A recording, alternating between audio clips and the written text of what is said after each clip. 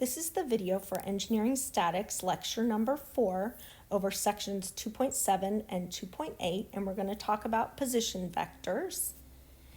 By the end of this lecture, you should be able to represent a position vector in Cartesian coordinate form and be able to represent a force vector directed along a line, like what's shown in the picture below.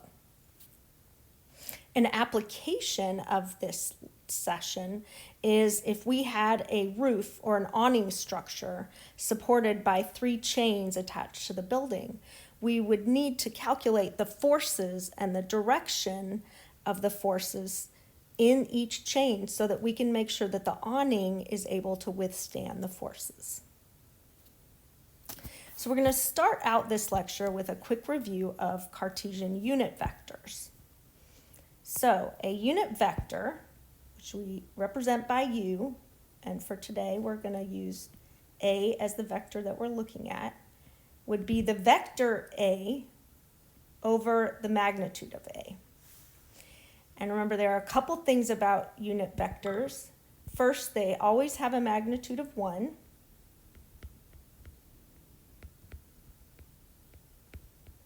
Second, they are dimensionless, do not have a dimension. And third, it points in the same direction as vector A.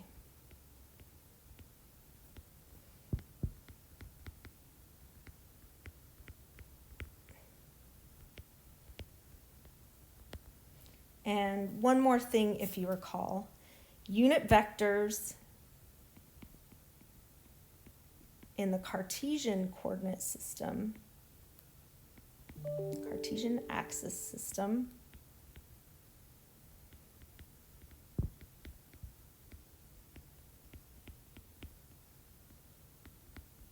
are expressed as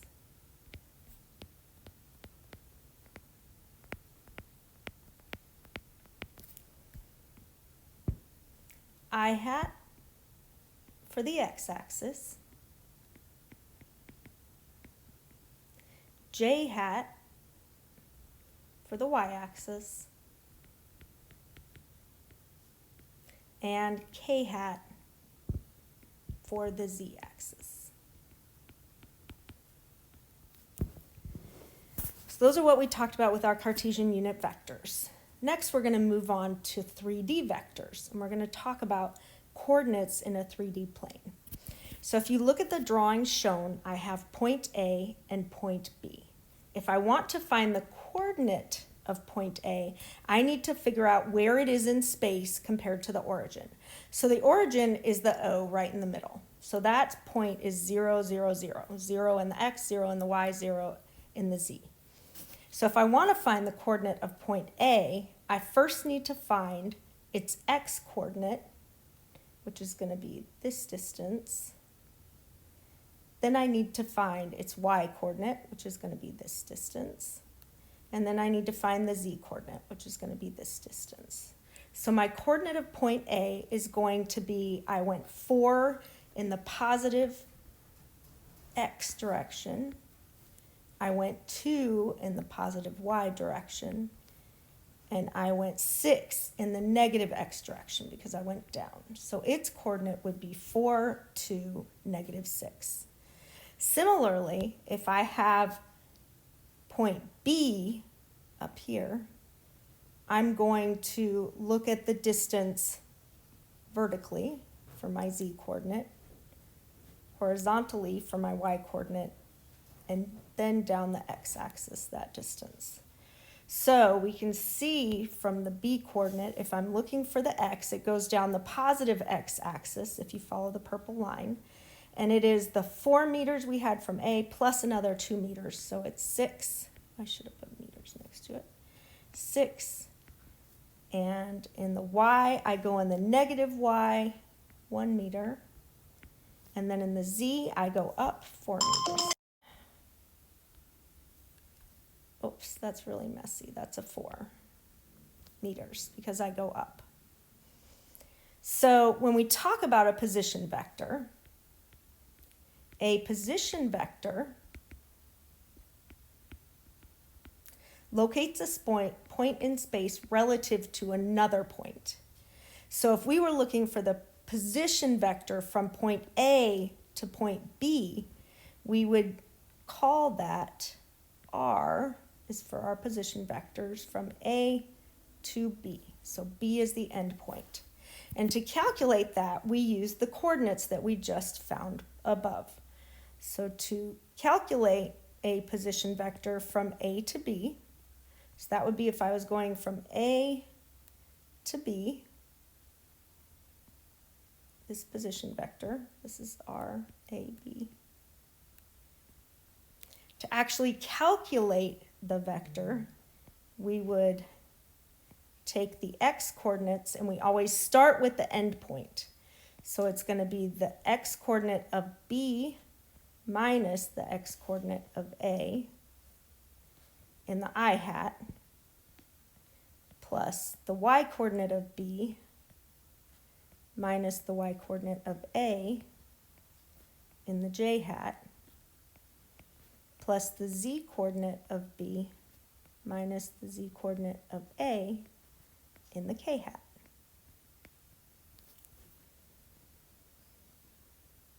So that is how we would calculate a vector that goes from A to B. So remember, we start with our endpoint, so that's why we have the xb, the yb, the zb first. So the position vector is also a measurement of the distance to go from the starting point to the ending point. So down here you have this position vector from A to B, and it shows you the coordinates. So that's another picture of what we just did above. But we need to note that our BA is not the same as RAB. It is negative of RAB. So if we switch our endpoints, it's like adding a negative sign because we're going in the opposite direction. So let's do an example of a position vector for this problem right here. So first I'm going to find my coordinates. So let's look and let's see the coordinates of A. So the coordinates of A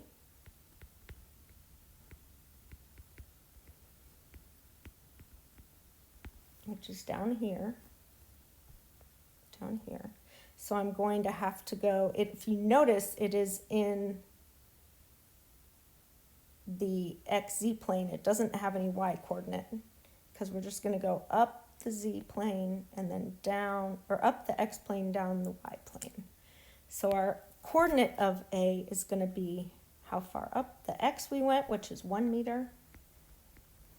It's going to be 0 in the Y because it didn't go in the Y direction at all. And then it's going to be -3 in the Z because we went down 3 meters. Then we need to find the coordinate of B. Similarly, so for the coordinates of B,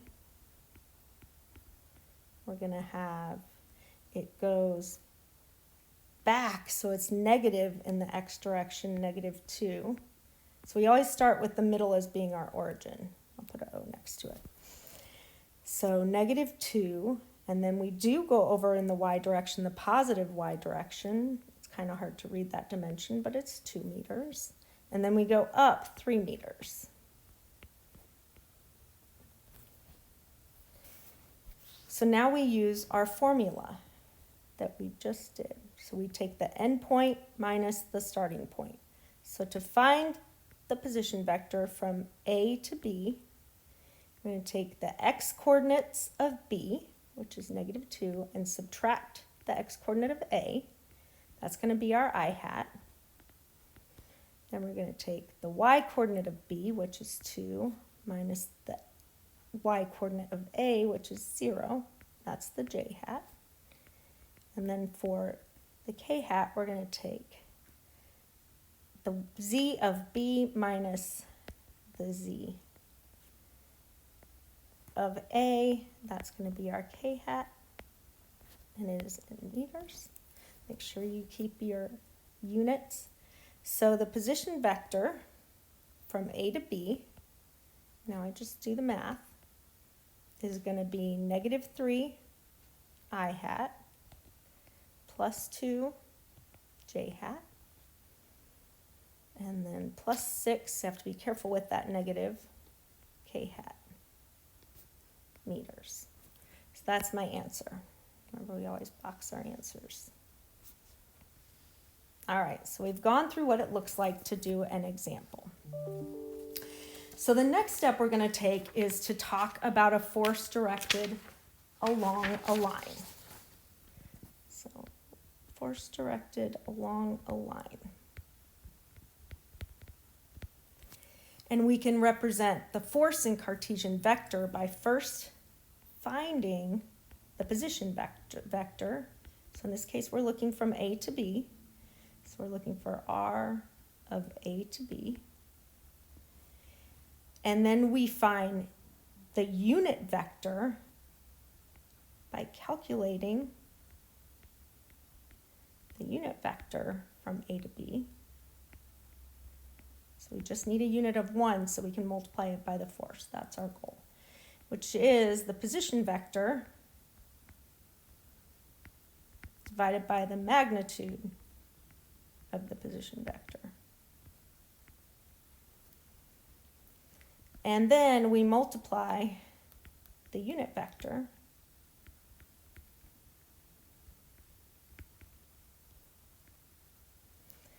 by the magnitude of the force.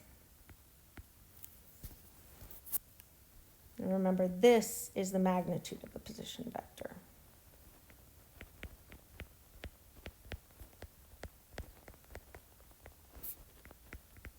So our formula that goes in the box is simply that to find the vector f that's directed along the line, in this case from A to B, we're going to multiply the value, magnitude of f, times the unit vector, which is R AB over the magnitude of the position vector. And that will give us the force vector. All right, so let's do another example. So we have example number 1. A man pulls on a cord with a force of 70 pounds.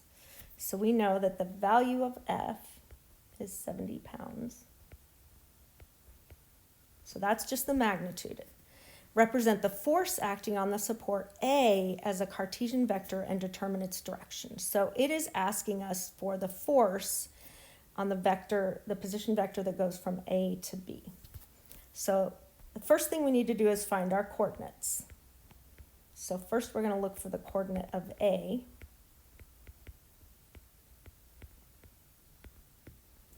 Which is going to be, it does not go in the x direction at all or the y direction, it just goes up. And it looks like it goes up 30 feet. So 0, 0, 30 feet. And our coordinate of B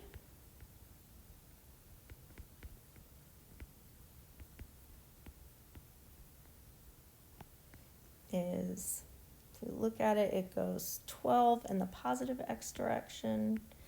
In the y direction, it goes -8. And in the z direction, it is 6 up, so feet. So now to calculate the position vector, we're going to subtract the coordinates of each one. So I'm going to take the coordinate of B and subtract the coordinate of A. So for the x, I'm going to have 12 minus 0. It's going to be my I hat. For my y, I'm going to have -8 minus 0. And for my k, I'm going to have 6 minus 30. Still has units. Don't forget your units of feet. So my position vector from A to B is going to be 12 I hat minus 8 j hat minus 24 k hat feet. Now, if you remember, when we look at our information on how to calculate the force along the line, we need to find the unit vector. So we found the position vector. Now we need to find the unit vector. To find the unit vector, we need to know the magnitude of the position vector as well. So the magnitude of the position vector is going to be the square root of 12 squared plus 8 squared plus 24 squared. Two of them are negative, but when you square them, they're going to be positive, so it's easier for me just to keep them positive. When I put that in my calculator, I get 28 feet is the magnitude of the position vector. So to find the unit vector from A to B, I'm going to take the position vector, AB, and divide it by the magnitude of the position vector.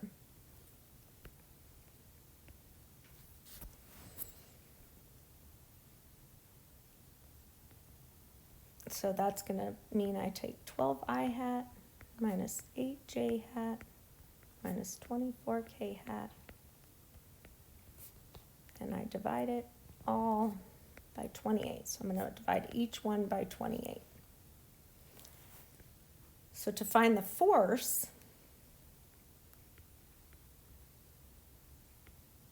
vector, because I have the magnitude of the force, we're going to take the magnitude of the force and multiply it by the position vector. So that is going to be, we're going to take 70 pounds. So remember, the unit vector is unitless. So we're going to take 70 pounds and we're going to multiply it by 12 over 28 I hat minus 8 over 28 j hat minus 24 over 28 k hat. So when I do all that math, I'm going to get that the force from A to B, I'm going to write A to B just so I remember, equals 30 in the I hat minus 20 in the j hat minus 60 in the k hat. And don't forget your units, which is pounds. Box our answer, but that's not the end, because that is only the force vector. It also asked us for the direction, which means we need to calculate the angles alpha, beta, and gamma. So to do that, we're going to take the magnitude of the force, which we know is 70, and we are going to take each component and divide that. So the cosine of alpha is going to equal 30 over 70. So when I take the inverse cosine, I get that alpha equals 64.62 degrees. Similarly, cosine of beta is the y-coordinate, which is negative 20 over the magnitude, which is 70. And we get 107 degrees. Lastly, we do the cosine of gamma, which is equal to negative 60 over 70,